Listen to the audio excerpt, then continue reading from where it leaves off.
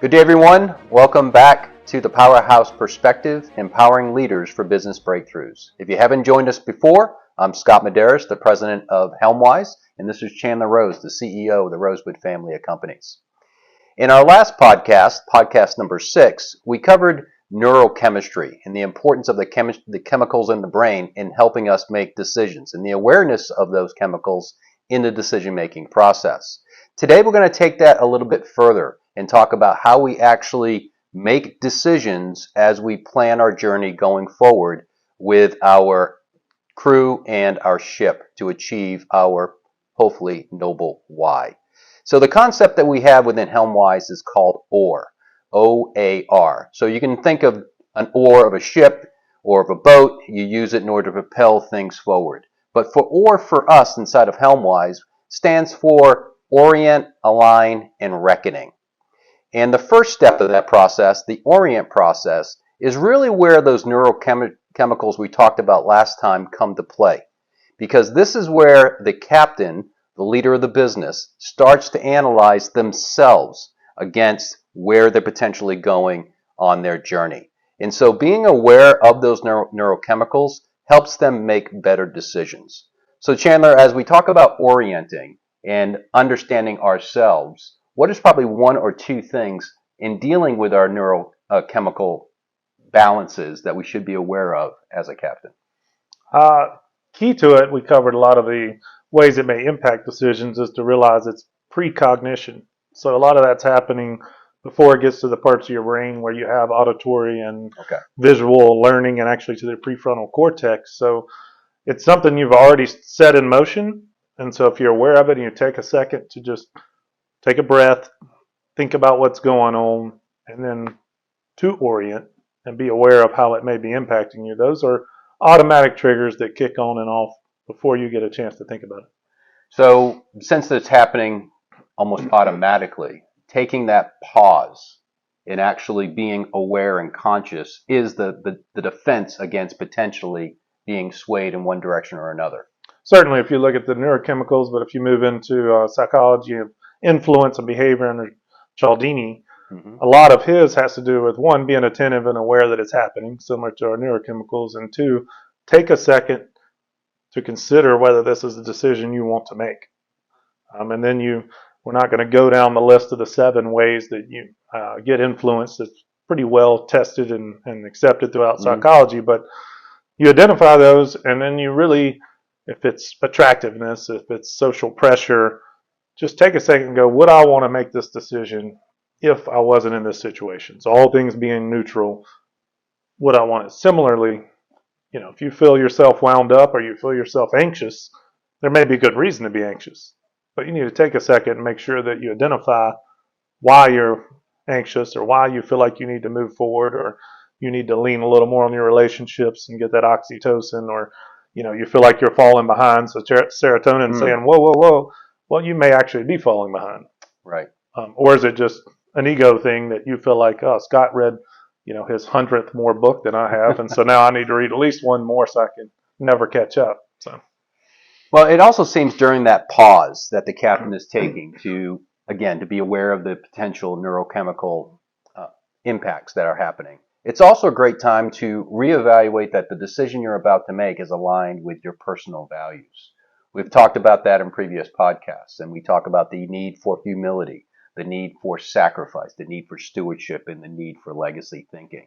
And so I think during that pause, it's also a good time to say, okay, am I indeed about to make a decision that is aligned with my personal values and also that is going to reinforce the values of the organization? We talked a little bit in the past about culture, right? So I think that pause is a very key point.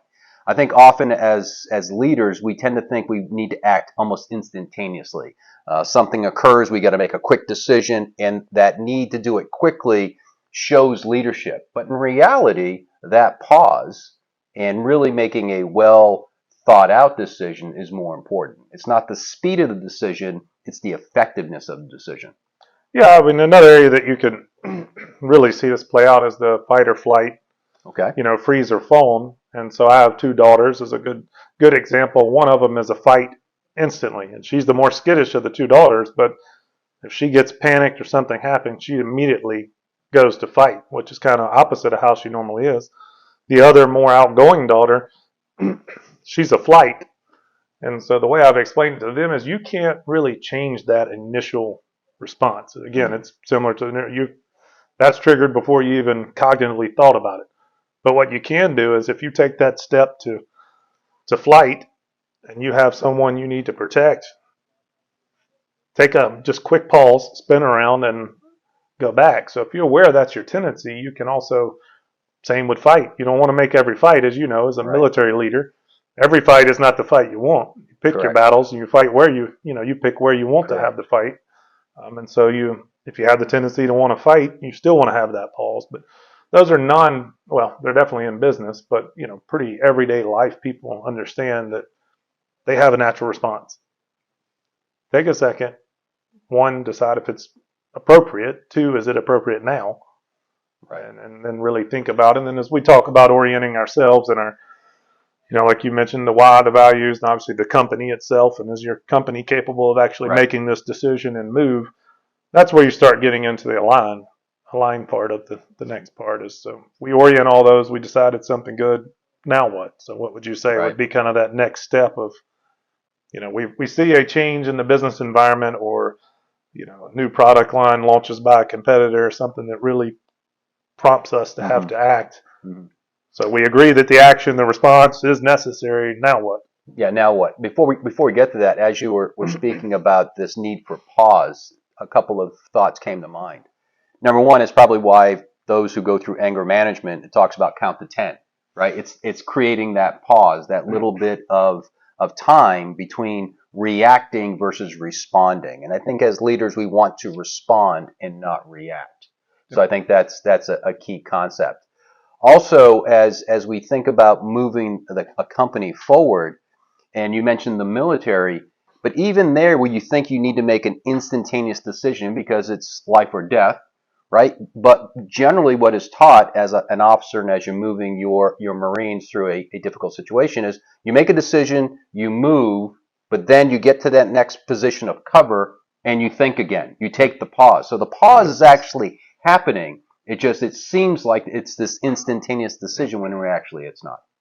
But when it comes to align, so if we look at orient is about knowing yourself and knowing your business and kind of doing that quick evaluation, the align piece really is, where are we and where are we going? Two key questions there. And as we orient ourselves and align ourselves with where we are and where we are going, we've got to look to that North Star. And we've got to say, what is that true long-term vision that we have? Because if we're going in the direction of that North Star and we know where we are, now we can set a course to that next waypoint, that next destination. Often I think that when people set their vision, they think they're going to get to that vision in just one jump. And it's not. It's a bunch of micro steps. We call them waypoints within Helmwise. And you're constantly navigating to each of these waypoints because conditions change. So I think during Orient, it's all about where you are and where you're going. And I think that's where the North Star piece has to come into this equation. Yeah, I'd agree. I mean, it is where you pivot from analysis, really, like you said, of yourself and the business, and then you start relying a lot more on communication. And so when you take that appraisal, then you get together and you say, all right, well, the purpose of this business is what? That's our purpose, our why, and that's our North Star. And then where do we agree we're trying to get in our BHAG, our 5-year or 10-year goal? And then you break it down to your point on waypoints. But you also say, is this in alignment with our values? Is our team on board with this? Because we're not actually picking a direction yet. Correct. We are just circling up the team, laying out what we see as, here's where we are, here's the situation, are we all still in this together? So it's similar to your ad car, but you can spend a little bit of time on that part of it. But, so think of sci-fi movies when they warm up a laser or something, they align all those plates and get it charged up. Yes. That's really what we're doing in alignment. We haven't actually picked a target yet to go and point Death Star. Yeah. So we power it up by getting everyone back together, what you're seeing, get agreement that we see it, restate our purpose and what we're trying to accomplish. We haven't even picked if we need to go to that waypoint or if conditions change so much we need to go somewhere else or backtrack or what we need to do. And so I think alignment, people want to jump right again into your point, into action. Well, now you took a quick assessment. You took the pause in your war analogy. Now you need to assess your team and make sure they're ready for the next. You can't just say, all right, we made it to the next point. We're behind this point of cover. Right. All right, group, let's go now. Just keep going. You got to look back. How much ammo do they have? Who's taking lead? Who's, is everyone there? That's an important part. Yeah, an excellent point, because as we work through this acronym of OR, orient, align, and then reckoning, that transition from orient to align and from align to reckoning, there are some transitional kind of questions that we're asking ourselves. And as we get in between orient, align, and now working our way towards the final piece in reckoning, that part about what capabilities do I need? And more importantly, before you can ask that, you got to ask, what potential conditions am I going to encounter on my journey to this next waypoint? Is it going to be something where I need people who can adapt quickly to change? And you mentioned earlier about ADKAR. ADKAR is an acronym for awareness, desire, knowledge, ability, and reinforcement. It comes from a methodology done by ProSci, and it's what most change managers who have been educated or certified in that methodology follow a process of change. And that first piece, awareness, right? Then the desire. Do people want to go on this journey? That's probably an important question you've got to assess between you and your crew is, look, this is where we're going, potentially to this next waypoint. Are you on board? Otherwise, I'm going to be fighting a lot of drag, as we would say in aviation, because people are resisting. They don't want to go on this particular journey. But in order to know who you need as a crew, you've got to assess what conditions that you're going to encounter. What skill sets do you need? What talents do you need? And that's going to help you ensure that you have the right people. And now with that alignment, with that important communication, that they're going to all be rowing, going back to the oar analogy, rowing in the right direction. Yeah, in a practical sense, I mean, we had this once with one of the first company that we had. We did, at the time, a little bit of work in Mexico, all 50 states, and some in Canada. We've been doing that a little while. We had a potential buyer or merger to take it and put it in with a publicly traded company that worked in Europe, Asia, India, around the world. And so do you have the desire, that leap from basically North America to global, was one really when I sat down with my wife Meredith, who's part of the team, and that wasn't in the cards for us. We traveled enough to try to get things going, across North America where you could get to it and back fairly easy.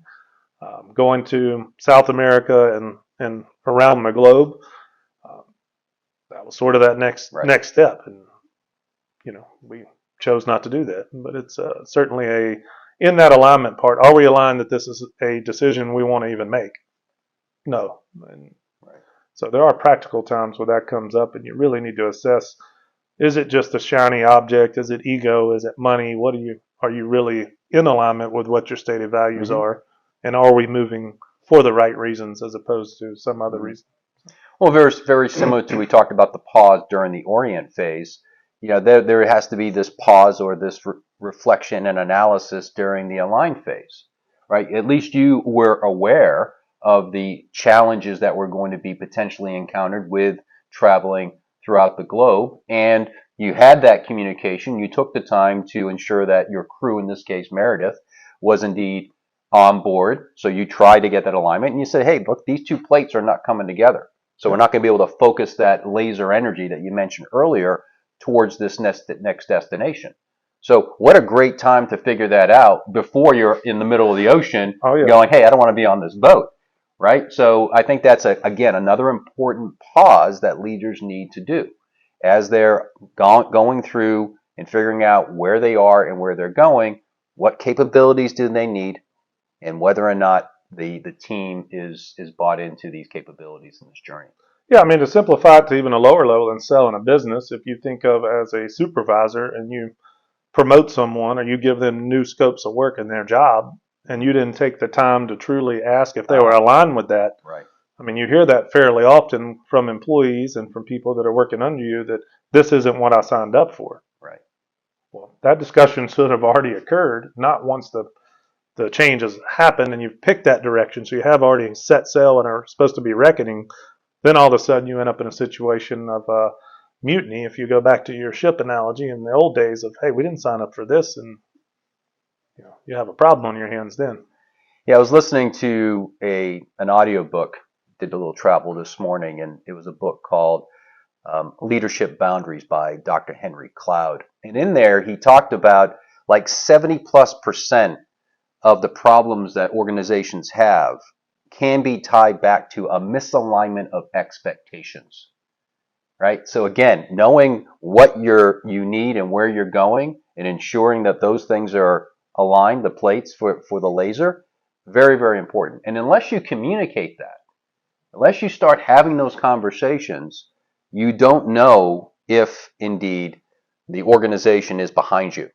So, you're saying, follow me, let's go over the hill, and everyone, you turn around and there's no one behind you. Not a good situation, but that has to be dealt with early in the journey, not while you're on the journey. So it's pre-journey preparation, orient and alignment. Alignment, so key, especially around values. Well, and what percentage of that situation that Dr. Cloud's talking about do you believe is a alignment issue with presuppositions of, ideas that the employees had of how this is going to go forward versus? Yeah, sure.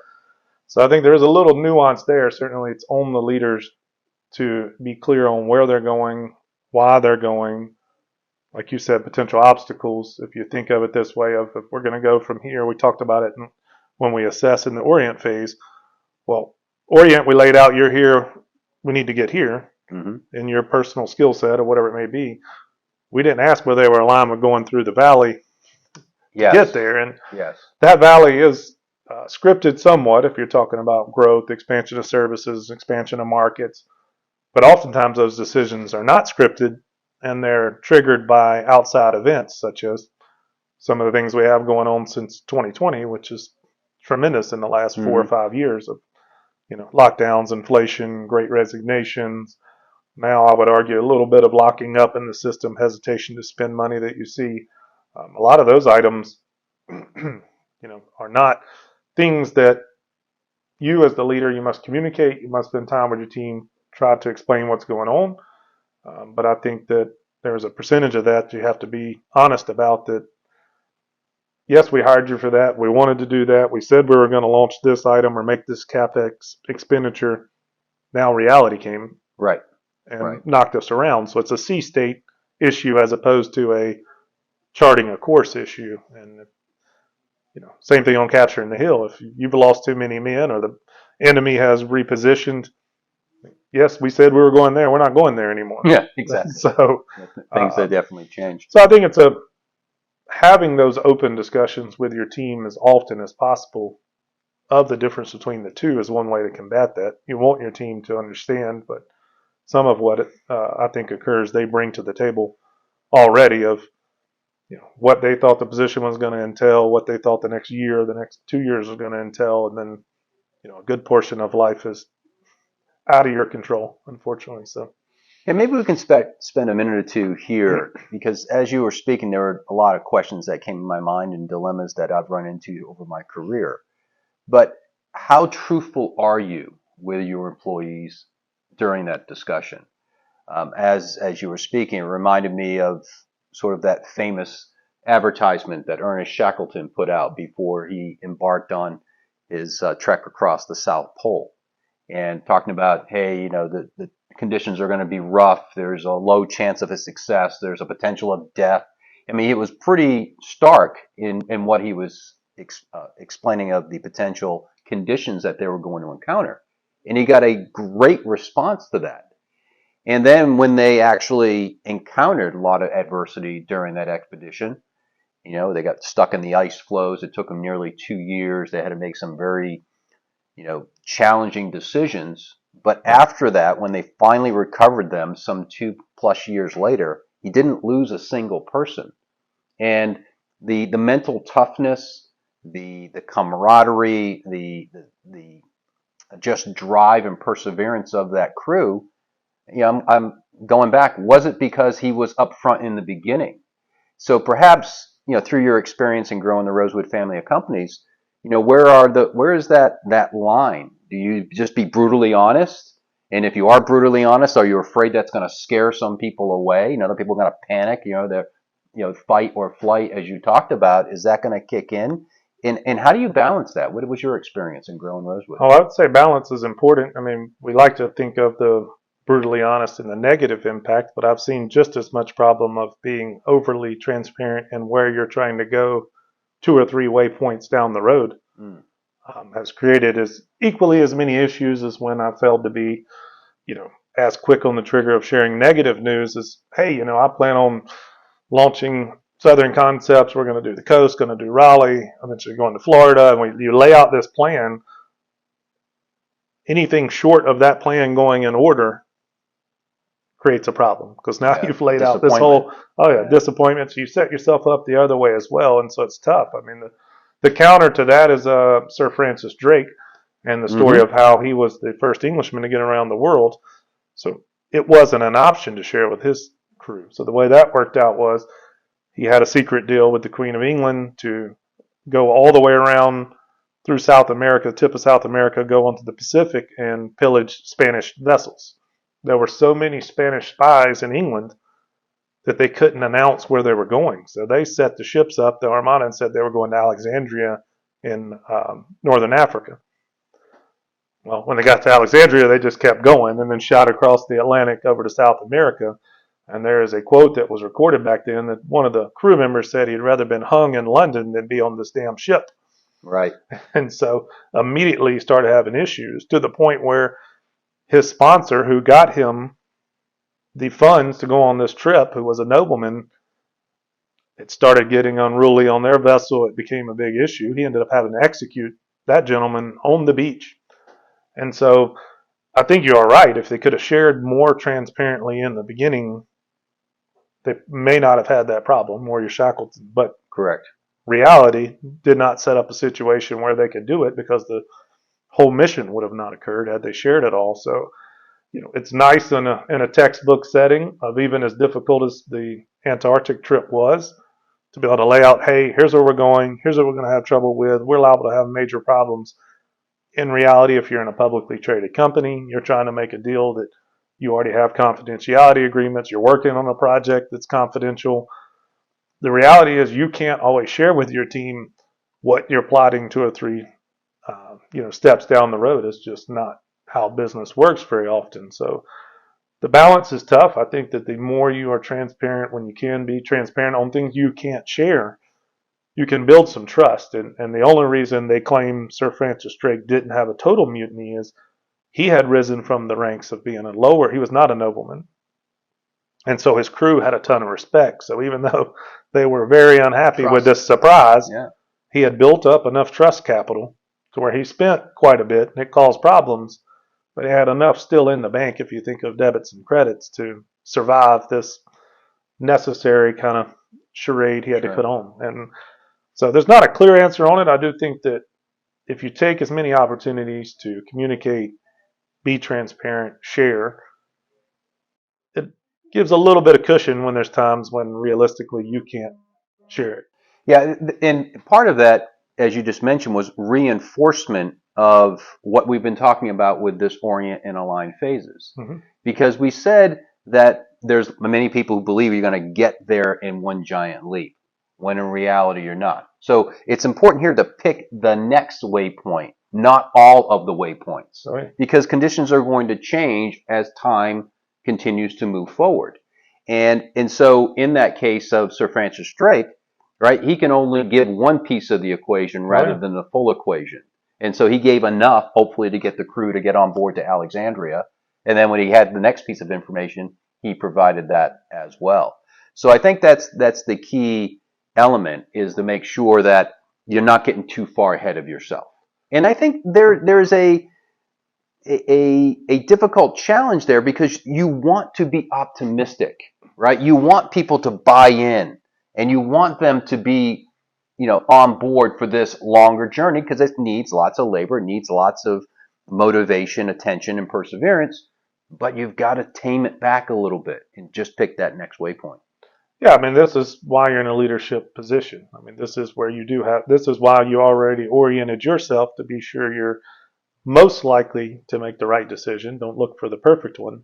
But if you take that same, as we like, patterns, so the pattern we talked about in one of our previous podcasts of helping someone just get the vacuum cleaner to the room and little tiny steps to get them moving in the right direction. You hear in the military, certainly in Navy SEAL and other types of training, that they kind of shrink, if you will, the distance of movement towards their goal. So if that's truly drag yourself 1 foot during Hell Week, Right, right. that's what it is. That Well, it we're is. talking the same thing again. So if we're talking, mental growth and getting over phobias and good clinical psychology, we're talking about truly, performing in a very tough situation in the military or sport or life. And then we're talking business. It's really analogous. They're all analogous. They're the same thing over and over of, you know, get that scope as far as you reasonably can get. Mm-hmm.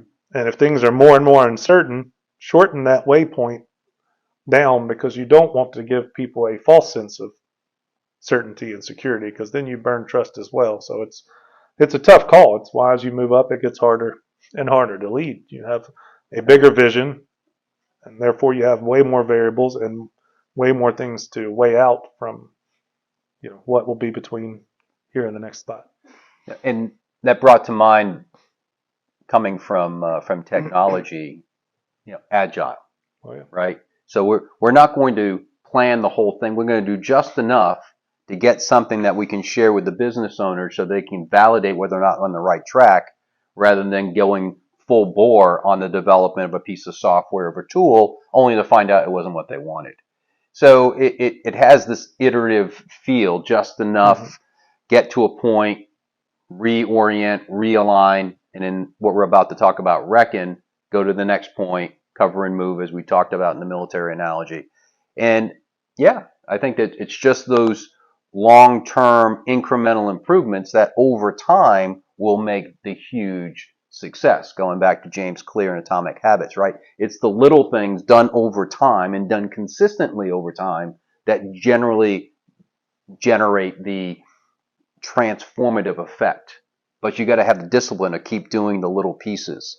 And so for us in HelmWise, we've been designing this methodology that if you keep on repeating it, we call it, the infinity loop. It goes on forever. But as you go through each iteration, it's just another piece added on to another piece, added on to another piece. And it gives you enough adaptability to change because you're measuring smaller pieces. Therefore, if the environment changes, if the economy goes a different place, if one of your key people leave, or if you need to tack in a different direction for a short period of time, you can do that without jeopardizing, the longer term vision that you have set because you set the wrong expectations. Well, and the infinity loop also goes back to seasonality and things we talked about. Is you Yeah. must, when we use that analogy you brought up from military of moving to the next position, forward position, whatever it is, you must go back and orient every time. There you go. And so I think people get in the habit of we're all for good, we're running, everybody's behind me. Things changed, and so if you again go back to the military, you go forward and you've lost your comms person or your medic or who was carrying your ammo, and you better go back, reassess again who's in charge, what do you have with Yeah, you, exactly right. and then go again. And that's just the reality of business. And we often in life and business, we want to get it done, put it on this shelf back behind us, Yeah. and be done with it. And it's just not reality. And so I think if you can get into that discipline of this is just how it goes. I'm getting ready. We've aligned. Things changed. Mhm. Who's up? Let's realign and let's pick a direction. So Well, you mentioned ammo. That brought to mind provisions. Here we yeah. are back into the sea metaphor. So what provisions do you need for your journey? And if I put that in business context, all right, we've taken analysis, we've oriented, we've aligned with our crew, we believe we have the right people, the right skill sets. Well, what are the conditions that have to be in place before we actually leave the dock? And that really comes into systems and processes and things that are going to sustain the journey. Even we might have the right people, but if we don't have systems in place that can sustain us going forward as a business, and potentially as we get further out and we start to scale, we suddenly can't be stuck in the middle of the ocean. Otherwise, the doldrums come in. We're waiting for wind to propel us forward, Well, we should have planned for that and had some other mechanisms to move us forward. So really that understanding what you need and have in place from a business perspective before you embark is that transition from the align to the reckoning phase. Because you should not embark on your journey, even if you have the right people, unless you have the right provision to support you on that journey.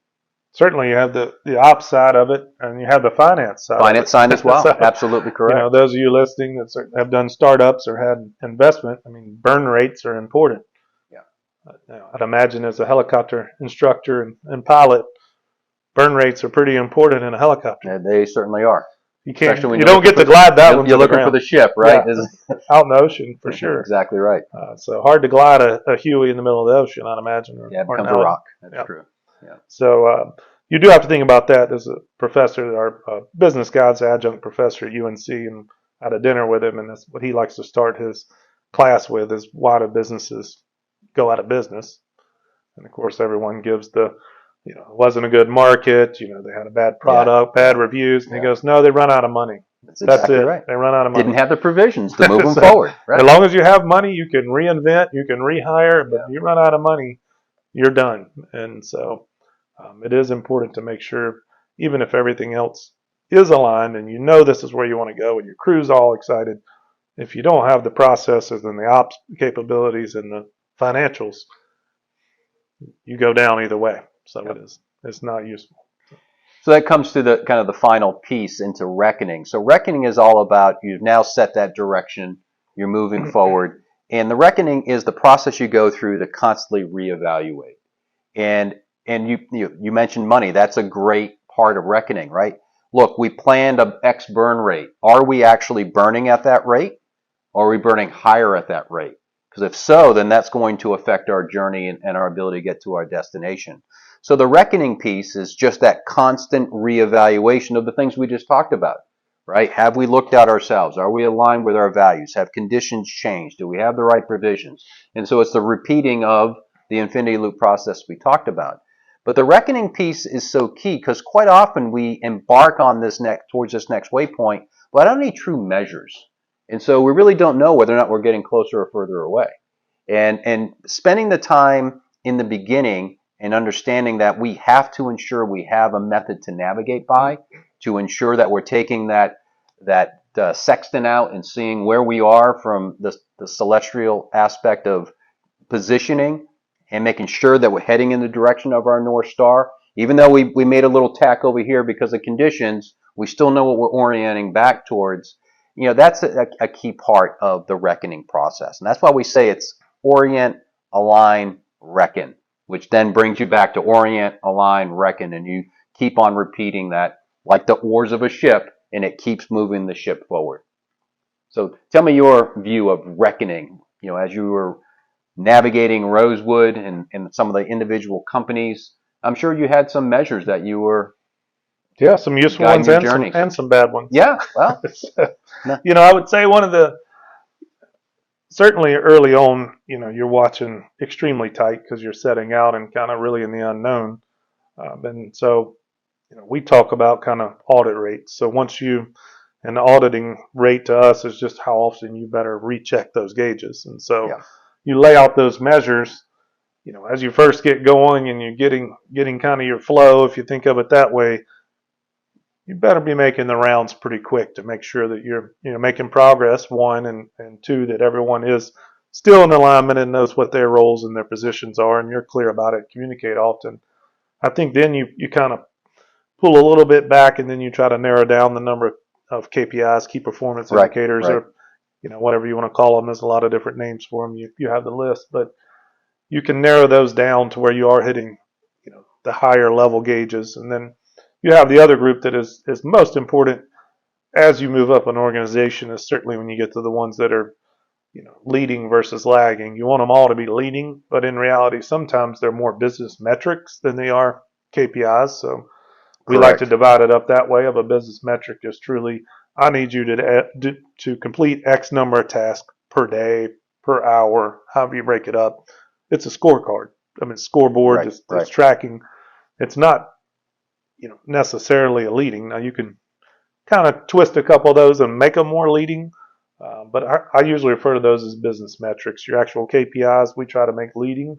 And so they are things that we like to do that we think are most likely to drive us towards success, towards a stated objective, whether that's towards the actual goal or just a stated objective for that department or for that service or that product.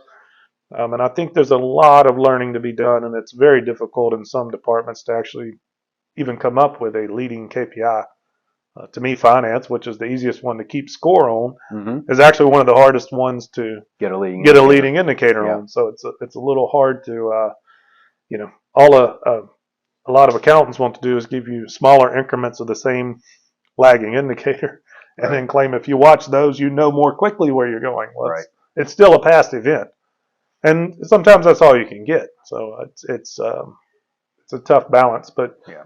How have you seen it? You certainly have done a lot in the ops area and run a lot of dashboards. Yeah, it's surprising when you talk about leading versus lagging indicators. The way I try to explain the difference between those two is a leading indicator is something that you can influence versus a lagging is, well, there's nothing I can do about it, right? We didn't make money last quarter.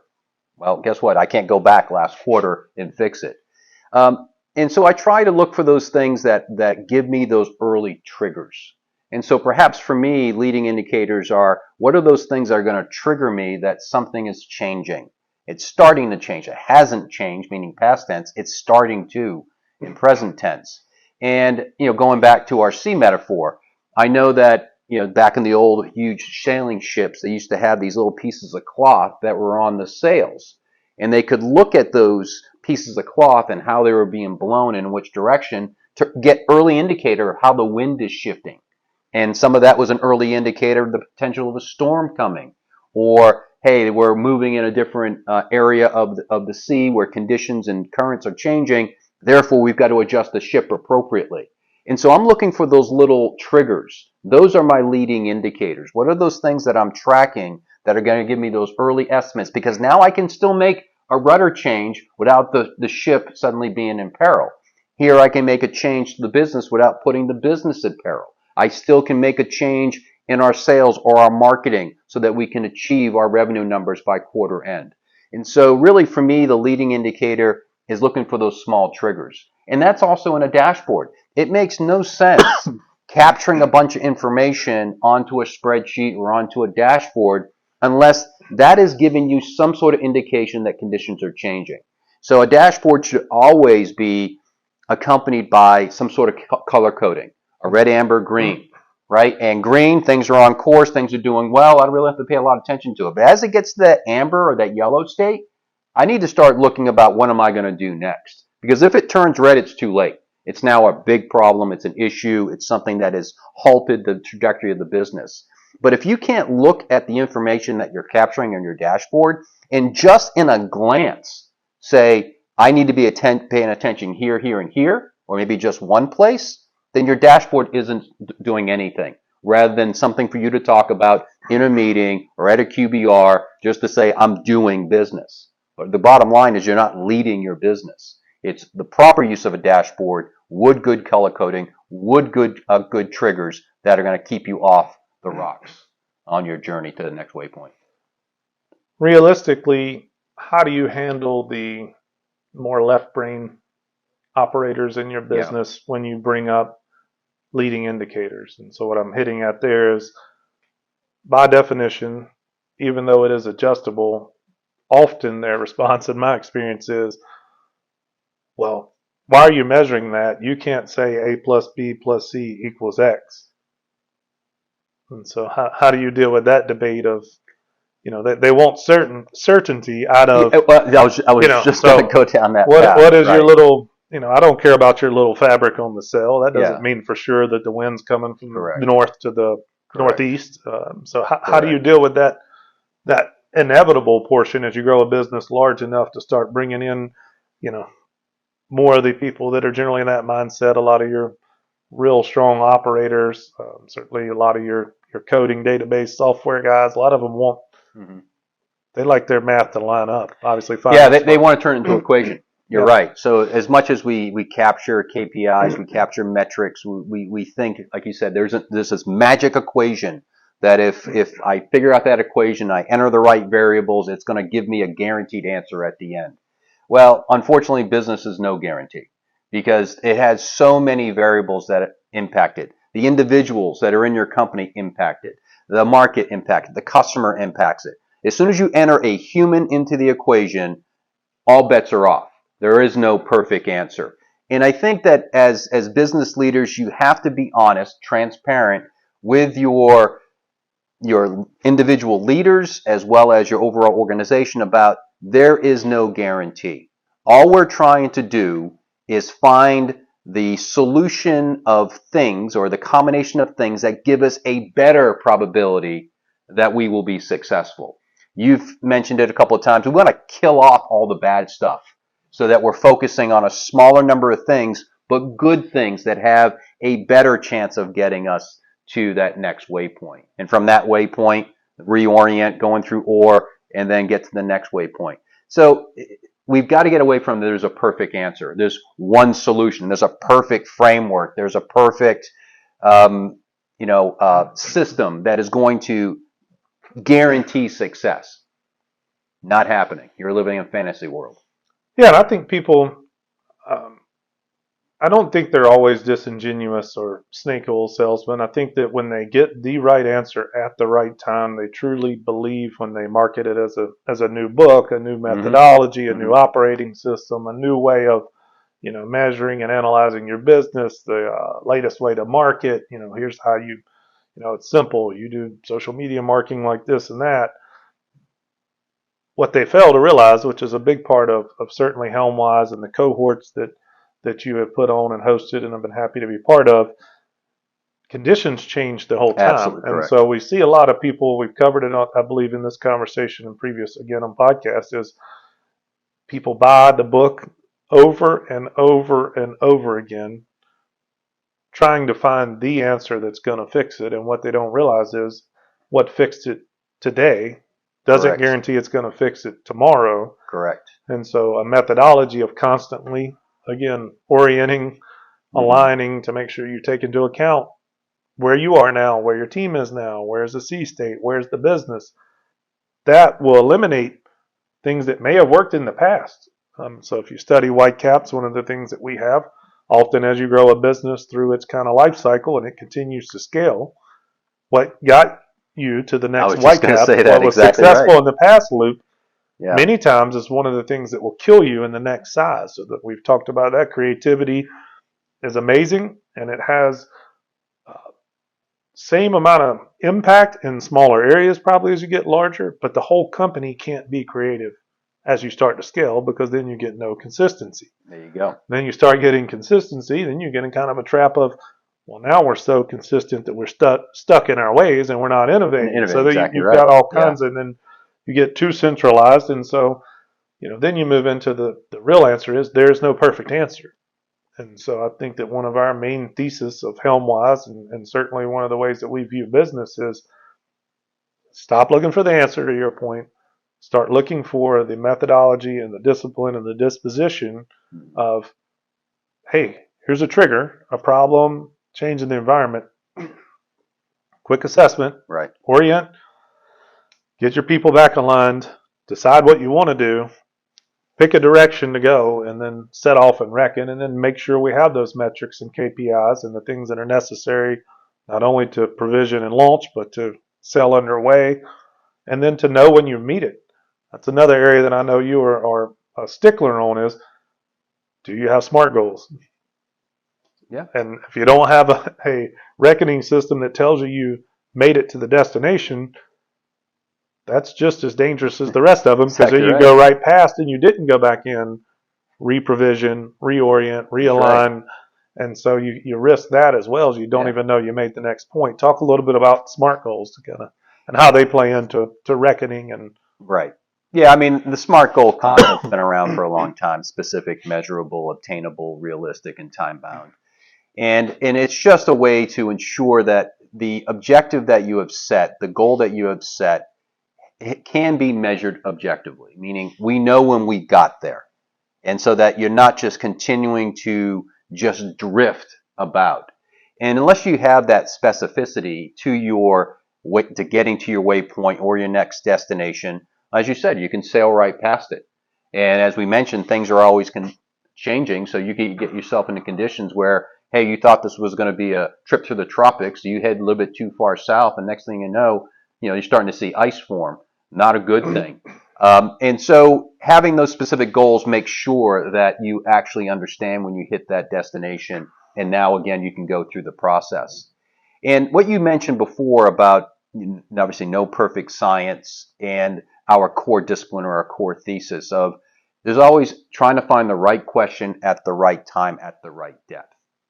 And then going through the process again, I'm going, all right, now what is the right question at the right time at the right depth? Because the question I just had before and answered through this OR process was good for then, but things have changed since that time. So let's go through it again and revalidate. But all of the things that we've been talking about through our podcasts, it can be a bit confusing. It's like, oh, I got to think about this and I got to think about that. And how do you keep all these pieces, sort of, aligned to a point where you can use it effectively? Well, that's the methodology that we're talking about, right? It's just this sequential thing that you're doing and looking at it from a big picture perspective. Have I analyzed myself? Have I analyzed my business? Do I know where I am? Do I know where I'm going? Do I have the right people? Do I understand the conditions I'm going to get in? Do I have the right provisions? And do I have a way of measure? Just keep on doing the basics. Don't get it too complicated. Just do the basics. And if you do it enough, it will become habitual. It will become part of your DNA. And you'll naturally look at a situation, take that pause, understand any effects of the neurochemicals that are happening in the brain, communicate with your team, orient to your next goal, take an assessment of your provisions, and you're on again. And you'll start doing it instinctively. But you have to get yourself into the pattern. Because unless you do that consistently, again, nothing gets reinforced.